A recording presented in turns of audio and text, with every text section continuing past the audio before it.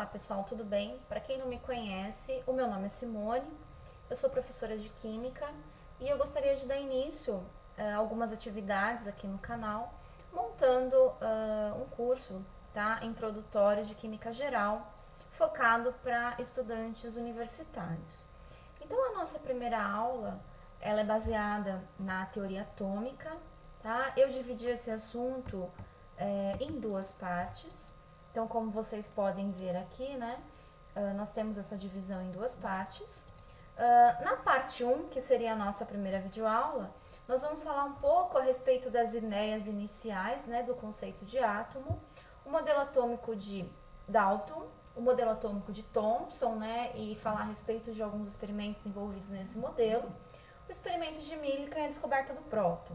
Já na segunda parte, né, que seria uma próxima aula, abordaremos a respeito do modelo de Rutherford e da natureza quântica da matéria. Então, nessa primeira aula, tá, nós vamos nos restringir a essa primeira parte. Então, eu vou começar a nossa aula retomando alguns conceitos antigos.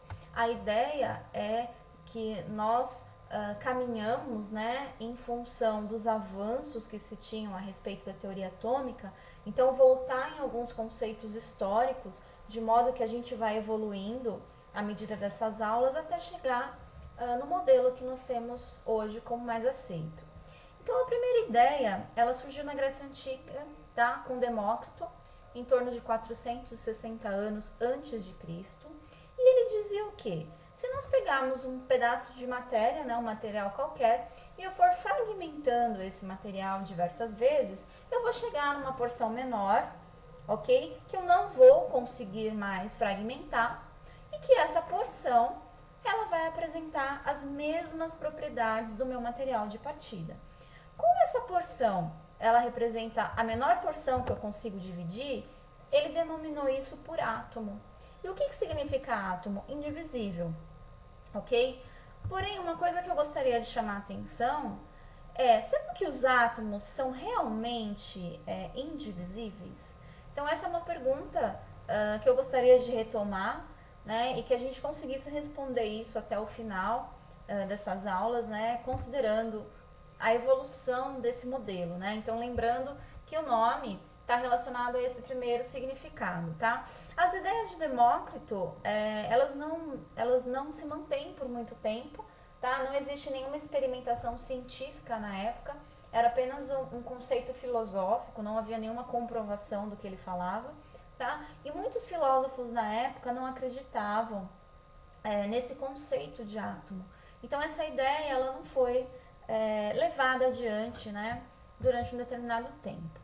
Então, aqui eu coloquei nesse slide, nós temos a representação dos três estados físicos da matéria, né? Então, eu tenho o sólido, eu tenho o líquido e tenho o gás. Qual seria a diferença entre esses três estados físicos, né, que nós podemos observar por meio das imagens? Então, se a gente observar aqui o estado sólido, né, as partículas que compõem o estado sólido, elas são extremamente organizadas, né? Existe uma organização, uma aproximação e uma organização. Quando nós observamos o estado líquido, ainda existe uma pequena proximidade, porém as partículas já estão mais desorganizadas. E no estado gasoso, essas partículas estão completamente distanciadas e desorganizadas, tá? Em termos de energia cinética, ou seja, né, de capacidade, né, dessas partículas terem movimento, né, terem vibração, a gente observa que o sólido é o estado físico da matéria de menor energia cinética. À medida, né, que essas partículas vão recebendo calor do sistema, né, aumenta-se a energia cinética do sistema, aumenta-se o grau de agitação, e aí nós temos, né, de um sistema organizado, eu vou caminhando para um sistema completamente desorganizado, que seria o sistema gasoso, tá? Nada se organiza ao acaso, né? Então, por que existe organização no estado sólido? Porque, de certa forma, existe alguma força de interação entre essas partículas que atraiam, né, essas partículas nessa posição, de modo a ocorrer a organização.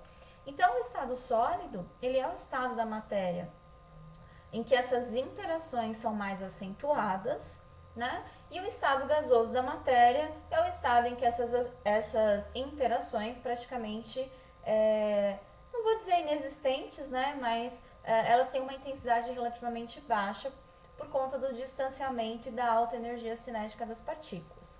Então, por que eu coloquei essa imagem, né? Se nós observarmos os três estados físicos do ponto de vista microscópico, qual a diferença principal? A maneira como esses átomos se organizam, ok? Né? O distanciamento desses átomos, a energia do sistema. Então, o que a gente observa? Que a diferença desses estados físicos está relacionado como esses átomos se agrupam. Então, na realidade, as coisas elas são formadas por quê? Elas são formadas por átomos e são formadas por espaços vazios. Porque se a gente observar, a grande diferença que nós temos entre o sólido, o líquido e o gás é esse espaçamento entre as partículas. Então, se as coisas são formadas por átomos e espaços vazios, o que nós temos, né? O que é aceito hoje como esse conceito de átomo e do que os átomos são constituídos? Então, essa seria a ideia principal, tá, dessa aula. Bom, o primeiro modelo atômico, né, voltado já em dados científicos, né, em experimentações, vamos dizer, foi o modelo atômico de Dalton. Então, como eu havia falado, as ideias de Demócrito, elas ficaram paradas no tempo, né, por conta de muitos filósofos não aceitarem as propostas dele. Então, Dalton, se vocês observarem, né, a passagem de tempo, quando eu falei do modelo de Demócrito, nós estávamos em 460 anos antes de Cristo. Aqui eu já estou em 1800 mais ou menos, tá? Então eu tenho um intervalo de tempo muito longo aí. Dalton, na realidade, ele retoma ao que Demócrito propôs, né? Então ele acreditava que, né, a matéria era formada por essas partículas indivisíveis, mas o modelo dele acaba sendo bem aceito porque na realidade ele conseguia, a partir desse modelo, explicar alguns fenômenos químicos que já eram conhecidos na época e fenômenos comprovados experimentalmente, que seria a lei de Proust, que é a lei das proporções definidas, e a lei de Lavoisier, tá? E na realidade ele volta àquelas ideias iniciais propostas por Demócrito. Então, para ele, o átomo seria o quê? Uma esfera, ok? Maciça. Então, existe uma associação, por exemplo, com uma bola de bilhar, ok? E, na realidade, a proposta dele conseguia explicar alguns fenômenos experimentais que eram conhecidos na época, né? Então, como eu havia comentado, né? Aqui eu coloquei uma reação simples, onde eu tenho hidrogênio dando mais oxigênio dando água, ok? É claro que na época de Dalton ainda não se representava uma reação dessa forma, né? Os elementos ainda não eram representados por letras, né? Na realidade ele fazia alguns símbolos específicos, né? Que ele mesmo, alguns códigos que ele mesmo propôs para cada elemento, mas mostrando a reação como nós entendemos hoje, fica fácil de entender algumas leis que existiam na época, tá? Então aqui eu estou representando, né, nesse desenho, eu tenho duas moléculas de hidrogênio, né? Então aqui eu estou representando essas duas moléculas, né? Cada bolinha cinza representa um átomo de hidrogênio, reagindo com uma molécula de oxigênio, que eu estou representando com essas duas bolinhas vermelhas, formando duas moléculas de água, ok? E Dalton, ele explicava o quê? Que quando ocorre uma reação química, os átomos que compõem os elementos de partida, né, que hoje nós temos como reagente, eles apenas se rearranjam, né? Ou seja, eles mudam de posição, se agrupam de maneira diferente. Então, se nós observarmos esse desenho aqui, na realidade foi isso que aconteceu quando formou a água. Eu tinha os átomos agrupados numa situação inicial, e quando a reação aconteceu, esses átomos passaram a se ordenar, a se rearranjar de uma forma diferente. E essa proposta, né, de como os átomos atuam numa reação química, ela tem uma relação direta com essas duas leis que eram conhecidas, né, e explicadas na época, que é a lei de Lavoisier e a lei de Proust. Então, o que diz essa lei, né? A lei de Lavoisier é a lei da conservação das massas. Então, ele dizia o quê? Que quando nós fazemos uma reação química, a massa do reagente, né, a minha massa inicial, ela é igual à minha massa final. Ou seja, a massa dos reagentes é igual à massa dos produtos. Então, aqui eu coloquei os dados, né, das massas molares. Então, eu tenho 2 mols de hidrogênio, isso equivale a 4 gramas, que reage com 1 mol de oxigênio, que equivale a 32 gramas, formando 2 mols de água, que equivale a 36 gramas. Então, se nós somarmos, né, a massa inicial dos reagentes, eu tenho 36 gramas. E isso é igual à massa final do meu produto, que é 36 gramas. Ou seja, as massas se conservam. Então, isso significa o quê? Né? Se os átomos, se as coisas são formadas por átomo, né, o que seriam esses átomos? Seria uma partícula, né, seriam partículas minúsculas que conferem uma certa integridade à substância. E se as substâncias são formadas por essas partículas, e se quando elas reagem, elas só se reorganizam, faz sentido, né, nós falarmos em conservação das massas. Porque se os elementos apenas se rearranjam no espaço, isso significa que a minha massa do sistema, antes e após a reação, é a mesma, porque os átomos se conservam, ok? E a lei de Proust, ela diz o seguinte, a lei das proporções definidas. Então, Proust, ele dizia o quê? Que sempre que eu vou fazer uma reação química, existe uma proporção entre os reagentes. Então, por exemplo, se eu quero produzir 36 gramas de água, eu preciso de 32 de oxigênio e 4 de hidrogênio. E se eu quiser produzir o dobro de água, 72, quanto que eu vou usar de cada reagente? O dobro. Então, seria 8 aqui e aqui 64, por exemplo, né? Então, existe uma proporção entre os reagentes, né? Eu não posso colocar quantidades aleatórias, né? E por que isso acontece? Porque existem partículas que se combinam numa determinada proporção. E aí, por conta dessas leis, né, Dalton, ele formula uma outra lei própria, né, que é a lei das proporções múltiplas, tá?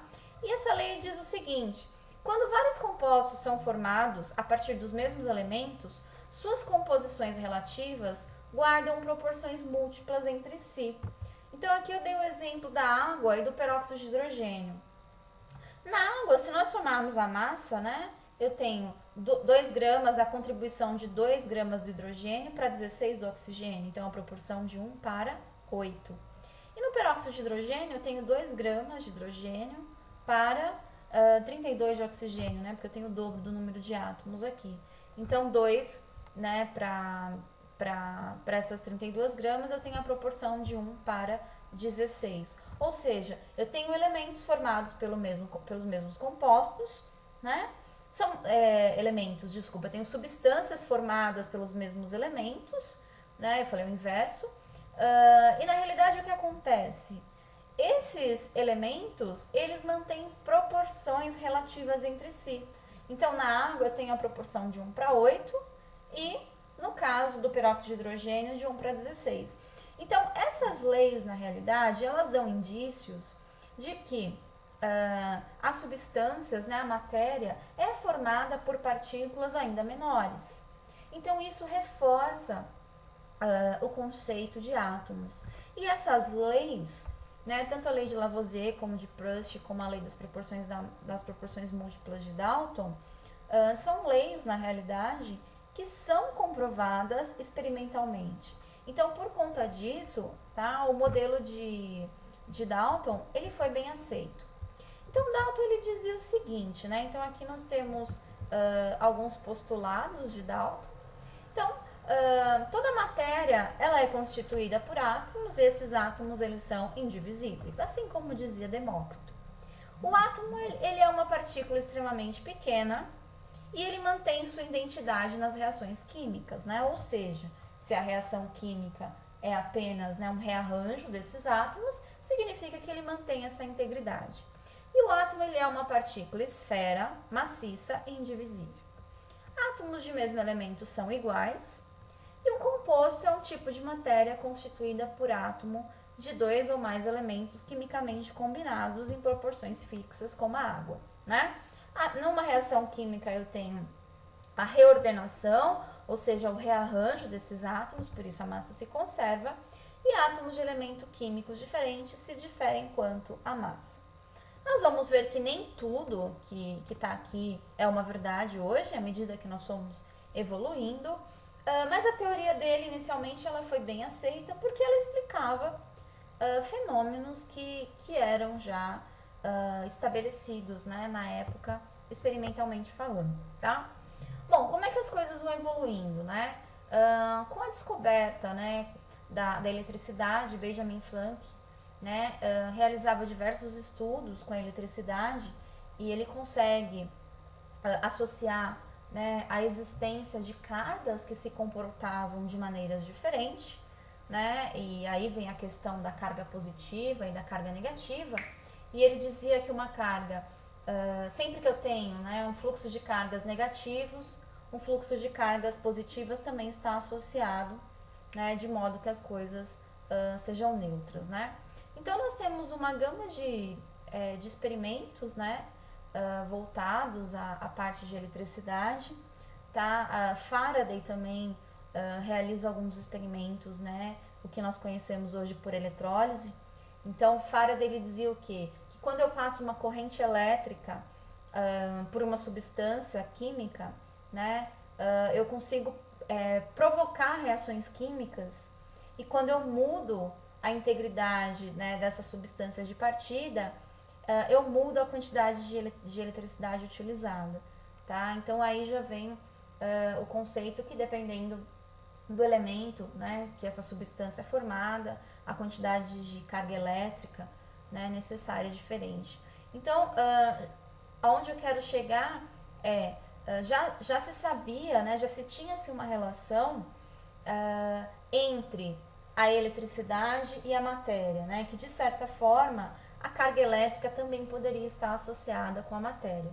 Então nós temos diversos experimentos na época, tá, por físicos, que o objetivo deles era estudar o comportamento de gases, né, em tubos de vidro. Então o objetivo era verificar se esses gases, né, conseguem conduzir eletricidade. Então esses experimentos eles eram realizados em tubo de vidro.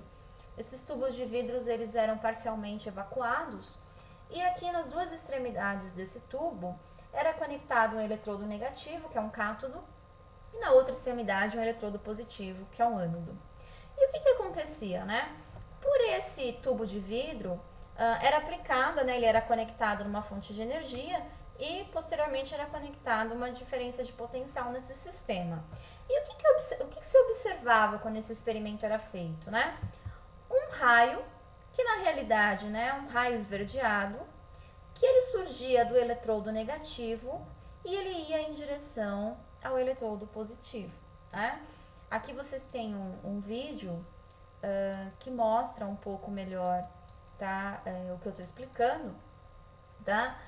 Nesse vídeo nós podemos observar aqui, né, esse experimento ele foi feito aqui com anteparo, e esse raio ele tem uma trajetória, né, aqui retilínea, porque a gente consegue observar, tá, uma sombra aqui do objeto, né. Então aqui vocês podem ver o vídeo em andamento, né. Então eu tenho essa sombra se formando, e esse outro experimento, tá, é colocado um objeto aqui dentro. E o que se observa, né? Que esse objeto ele vai se movendo dentro do tubo. Então significa o quê? Que esse raio, tá?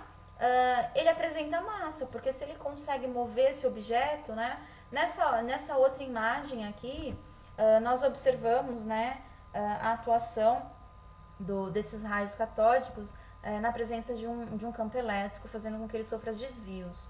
Então o que acontece aqui na realidade é que esses gases remanescentes aqui no interior do tubo, quando eles eram atingidos por esse feixe de elétrons, né, eles emitiam luz, e é isso que fazia gerar, né, essa radiação esverdeada dentro do tubo. Mas o que se conclui com esse experimento, né, na realidade? Se eu tenho um raio que ele está migrando, né, ele tem a origem do eletrodo negativo e ele vai para o eletrodo positivo, significa que esse raio apresenta características negativas, tá? Então, esse experimento, na realidade, ele marca a descoberta do elétron. E, em função disso, Thomson, ele formula um novo modelo atômico, no qual o átomo ele é uma esfera maciça de carga positiva com vários elétrons, né, que seriam as partículas de carga negativa, incrustados nessa esfera positiva. É o modelo que nós conhecemos popularmente como pudim de ameixas, pudim de passas, né? E com esse experimento também, ele consegue, né, Thomson consegue determinar a razão entre a carga e a massa do elétron, sendo ela igual a menos 1,7 aproximadamente, vezes 10 à oitava, tá? Existem aqui outros experimentos, né, que também contribuíram para a evolução, né, dessa teoria e também trazendo mais informações a respeito do elétron, que é o experimento de Millikan, né? Então, o Millikan, o que ele faz na realidade, né? Então, eu tenho essa câmara aqui. Dentro dessa câmara, eu tenho duas placas metálicas. Essas placas estão carregadas numa fonte de eletricidade externa, né? Então, eu tenho uma placa carregada negativamente, uma placa carregada positivamente. Nesse atomizador aqui, na realidade, ele tinha, né, um nebulizador com óleo. Então, quando ele borrifava, né, gotinhas de óleo caíam por essas placas eletrizadas, tá? E entre essas placas eu tinha, na realidade, uma fonte de radiação ionizante, uma lâmpada de raio-x. Então, o que acontecia é, quando essas gotinhas de óleo, então nessa primeira placa, aqui a gente observa um orifício, né? Então, parte dessas gotinhas de óleo, elas passavam por esse orifício. E aqui nós tínhamos uma espécie de um microscópio graduado, no qual Millikan ele conseguia observar essas gotinhas de óleo e o quanto elas se deslocavam, né? Então, o que acontece? Borrifava-se, tá? Essas gotinhas de óleo, né, aqui no nebulizador, ok? E essas gotinhas, parte delas passavam por esse orifício. Se essas placas, né, se esse campo elétrico não tivesse ativado, essa gotinha de óleo, ela caía por ação da gravidade. Porém, quando se acionava-se o campo elétrico, essas placas carregavam e essa gotinha de óleo, ela estava ionizada por ação, né, dessa lâmpada de raio-x, essa fonte de radiação ionizante. Então, ela estava ionizada eletricamente, ela era atraída, né, para a placa positiva, ou seja, ela subia em direção à placa positiva, ok? Se ele desconectava a fonte elétrica, a gotinha caía por ação da gravidade. Então, Millikan, na realidade, por meio desse microscópio, esse microscópio ele apresentava uma graduação, então ele conseguia medir esses deslocamentos dessa gotinha de óleo, tá? E aí, relacionando aqui, né, essa expressão matemática, né, em que eu tenho, né, à medida que essa gotinha fica parada, eu tenho uma igualdade, né, entre a força da gravidade e a força elétrica do sistema. Então, por meio disso, é possível calcular a carga relacionadas a essas gotinhas. Então, essas cargas, elas variavam, tá? Elas não tinham necessariamente o mesmo valor. Mas Millikan encontrava sempre valores de carga múltiplos a 1,6 vezes 10 a menos 19. Como esse foi o valor mais baixo encontrado, tá? Determinou-se que esse valor corresponde à carga de um elétron, ok? E considerando os dados de Thomson, né? Porque no slide anterior, não sei se vocês lembram, mas eu havia mostrado que Thomson determinou a razão entre a carga e a massa do elétron. Agora, como já se conhece a carga, é possível determinar a massa do elétron, e essa massa foi igual, né, a 9,11 vezes 10 a menos 29 gramas, ok? Então, esse valor corresponde à massa de um elétron, tá? Esse outro experimento, que é o experimento dos raios canais, ele é um experimento muito semelhante ao experimento dos raios catódicos, tá? Então eu tenho um tubo de vidro. Esse tubo de vidro ele contém 2 eletrodos, um eletrodo positivo, né, o ânodo, e um eletrodo negativo, que é o cátodo. E esse eletrodo positivo, ele está perfurado, né? O eletrodo negativo, desculpa, ele está perfurado, tá? Essa é a diferença principal em relação ao experimento inicial, ok? Então, o que se observava, né? Quando realizava-se esse experimento, observava-se o feixe, aquele feixe esverdeado que vinha do cátodo em direção ao ânodo, que na realidade era um feixe de cargas negativas, porém se observava um segundo feixe que passava por esses orifícios que estão no cátodo, né? Então aqui nós temos um vídeo que mostra exatamente, né, ó, o raio catódico aqui esverdeado e uma outra porção de uma outra cor nessa outra extremidade saindo por esses orifícios aqui, tá? Presentes no cátodo, né? Aqui tem a referência, se vocês quiserem assistir depois esse vídeo, ele tá no YouTube. Então nós temos várias perfurações e por essas perfurações aparece um novo raio, tá? E na realidade o que acontecia, né? Quando gerava-se, né, essa diferença de potencial no sistema, os gases que estavam dentro desse tubo, ok? Eles ionizavam, né? O choque ocasionado por essa diferença de potencial causava a ionização, né, desses gases, tá? E essas partículas positivas, fruto dessa ionização, elas eram atraídas, na realidade, por esse cátodo perfurado. E elas passavam por esse orifício, né? Esses raios resultantes, né, que nós estamos vendo aqui, foram determinados como os raios canais, porque passavam por esses canais desse cátodo perfurado, tá? Quando esse experimento foi realizado com gás hidrogênio preenchendo esse tubo, tá? O gás hidrogênio, nós sabemos hoje que o hidrogênio é o elemento que apresenta menor número atômico, né? É o elemento de menor massa, ok? Então, na realidade, né, esse experimento, quando foi feito com gás hidrogênio, foi possível obter, na realidade, né, a massa, vamos dizer, de uma partícula positiva, ou seja, isso representava a menor massa, né, positivamente falando, né, o menor valor de massa positiva. Por quê? Porque nós sabemos hoje que o hidrogênio ele tem apenas um próton, né? Mas veja, em momento algum eu falei de prótons, né? Esse experimento é o que marca a descoberta dos prótons, que na realidade são as partículas positivas.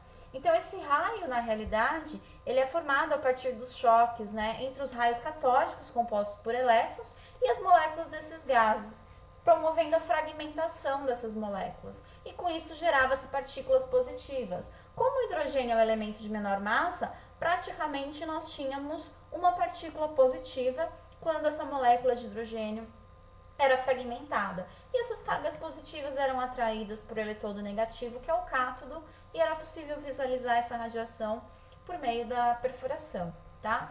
Então também foi determinado, né, também foi possível determinar a massa dessas partículas, que é da ordem, né, 1,6 vezes 10 a menos 24, tá? Um aspecto interessante é que se a gente comparar com a massa do elétron, né, a potência 10 a menos 29, e aqui nós temos 10 a menos 24, tá? Então aí nós temos uma diferença, né, de massa de 10 a quinta, né? Então a massa do próton é 1 vezes 10 a quinta acima da massa do elétron, né? Isso corresponde a uma massa de aproximadamente 100 mil vezes maior. Então isso significa o quê? Que a massa do elétron ela é praticamente insignificante comparada à massa do próton, tá? E aí no momento nós tínhamos a contribuição, né, de outras pesquisas, principalmente relacionado à radioatividade, né, a emissão de radiação a partir da matéria, né, a partir de elementos químicos. E aí eu volto, né, à questão, será que o átomo é realmente indivisível? Porque se do átomo eu consigo, digamos assim, fragmentar em partículas menores, né, que são partículas com carga elétrica, por exemplo, os elétrons que são negativos e os prótons que são positivos. Então, essa ideia de indivisibilidade, nesse momento, ela já não faz tanto sentido, tá? Bom, com esses estudos, né, de radioatividade, então a radioatividade também mostra, né, que o átomo não é verdadeiramente indivisível, porque eu consigo emitir radiação a partir de um elemento, mas aonde eu quero chegar, né? Que a partir de estudos de radioatividade, foi possível verificar o quê? Se o material ele é neutro, ele tem as mesmas quantidades de cargas positivas e cargas negativas. Porém, quando se somava-se essas, né, esses prótons e elétrons, né, essas cargas positivas e negativas, em alguns casos, ok? A massa era menor do que a massa verdadeira, do que a massa esperada. Tá? Então aí vem a ideia da existência de outras partículas subatômicas, mas partículas, porém, que não apresentavam carga, ou seja, partículas neutras, porém apresentavam massa, tá? E essa massa era exatamente igual à massa de um próton, ok? E essas partículas foi denominada, né, o nome de nêutrons. Então nós temos, basicamente, né, as partículas mais simples, vamos dizer, os elétrons, que são partículas negativas, os prótons, partículas positivas, e os nêutrons, que são partículas nêutrons, né? Seriam as partículas subatômicas que compõem o átomo. Lembrando que elétrons, a massa do elétron ela é insignificante à massa de prótons e nêutrons. Então, praticamente, o que caracteriza a massa de um átomo é a soma de prótons e nêutrons, tá? Então, eu termino essa primeira parte da aula, deixando aqui algumas sugestões, né? O capítulo 2, tá? Do livro Química e Reações Químicas, tá? Que fala sobre a parte dos átomos. Aqui eu deixei como referência um vídeo aqui do YouTube, que ele explica muito bem o experimento de Millikan, tá? Tem uma animação bastante interessante aqui. Esse livro do professor Henry Thomas, que ele mostra toda a evolução da teoria atômica, bastante interessante. E esse artigo da revista Química Nova da Escola, né, 200 anos da teoria atômica de Dalton, tá? Que ele mostra todo o estudo de Dalton, a simbologia que ele usava para a representação dos elementos, é bastante interessante. Então, se vocês quiserem dar continuidade a esse assunto, tá, de teoria atômica, nós teremos a parte 2 da aula abordando os experimentos de Rutherford e também a natureza quântica da matéria.